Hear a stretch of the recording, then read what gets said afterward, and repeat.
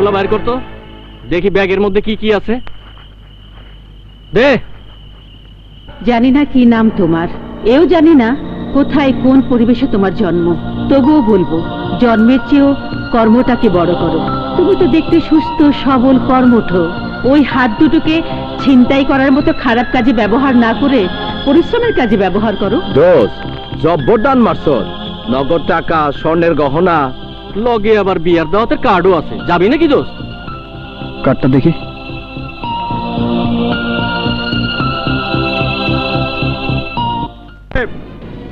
সোনার গহনা, নগদ টাকা, আপনি যা যা দিতে চেয়েছিলেন তাতে আমার ছেলের সাথে আপনার মেয়ের বিয়ে করাতে রাজি হয়েছিলাম। অসুবিধা থাকলে তখনই বলতেন। শুধু শুধু চিন্তায় নাটক করছেন কেন? হ্যাঁ, নাটক নাটক আমি করিনি, বিশ্বাস করুন। ব্যাগটা ছিনতাই করে নিয়ে গেছে। আবারও মিথ্যে বলছেন। না, আর সহ্য করা যায় না। এই সুজন, চলে আয়, আয় বলছি, আয়, আয় বলছি। যাবেন না ভাই সাহেব। না, জামাই যাইব না।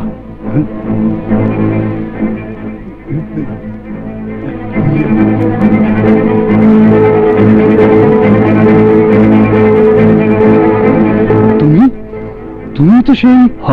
আমি সেই ছিনতাইকারী। হ্যাঁ, কি ব্যাপার? আমি ব্যাগটা সন্ধ্যায় ছিনতাই করছিলাম। এই নিন সেই ব্যাগ, ভালো করে দেখে নেন টাকা গয়না সব ঠিক আছে কিনা। এই তোরা দাঁড়িয়ে দেখছিস কি?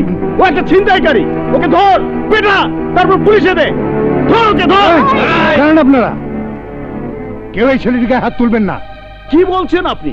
ওর মতো একটা ছিনতাইকারীকে ছেড়ে দেওয়া কি ঠিক হবে? কেন হবে না? আপনারা শুধু ওর মন্দটাই দেখলেন। ও যেমন ছিনতাই করে একটা খারাপ কাজ করেছিল, তেমনি বিবেকের তাড়নায় সেগুলো ফিরিয়ে দিতে এসে কি একটা ভালো কাজ করেনি?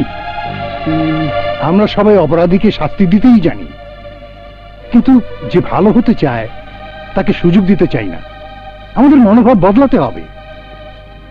যারা অপরাধ থেকে ফিরে আসতে চায় তাদের সুযোগ করে দিতে হবে। অন্ধকার থেকে আলোর পথে তোমাকে স্বাগত জানাই বাবা। আজ প্রতিজ্ঞা করো আর কোনোদিন অন্ধকার রাস্তায় নিজেকে হারিয়ে ফেলবে না।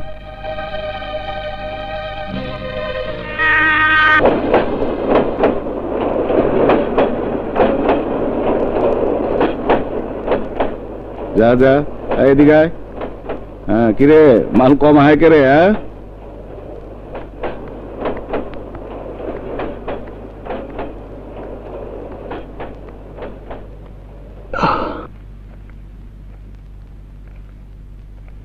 এই কি করলি তুই?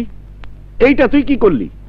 কত বছর পর এত টাকার দাইন হাতে পায়া সেই টাকা ফিরাইয়া দিলি।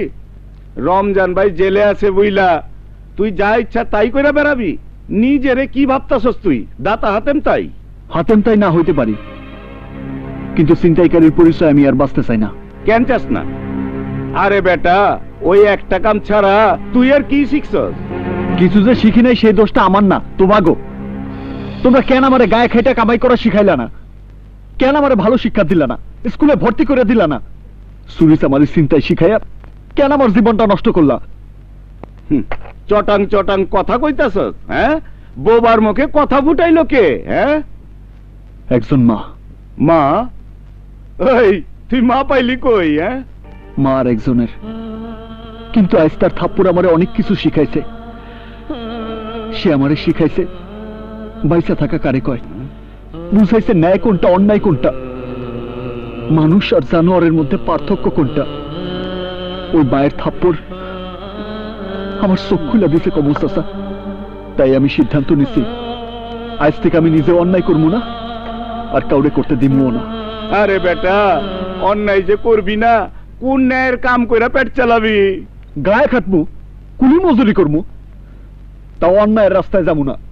যেই ভুল আমি করছি সেই ভুল এই পোলাপানগো করতে দিব না। আমি ওগো আলোর পথ দেখামু, ওগো আমি নিজের পায়ে খাড়া করামু। ওরা ডাক্তার হইব, ইঞ্জিনিয়ার হইব, বড় অফিসার হয়ে দেশ চালাইব। তোরা চল আমার সাথে। খবরদার, কেউ যাবি না ওর লগে। কেন যাবো না? অবশ্যই যাবো। আন্ধারে পোকামাকড় হয়ে বাইতে থাকুনের চেয়ে মানুষের মতো মানুষ হয়ে খালি পেটে থাকা অনেক ভালো। কি করছ সাথী?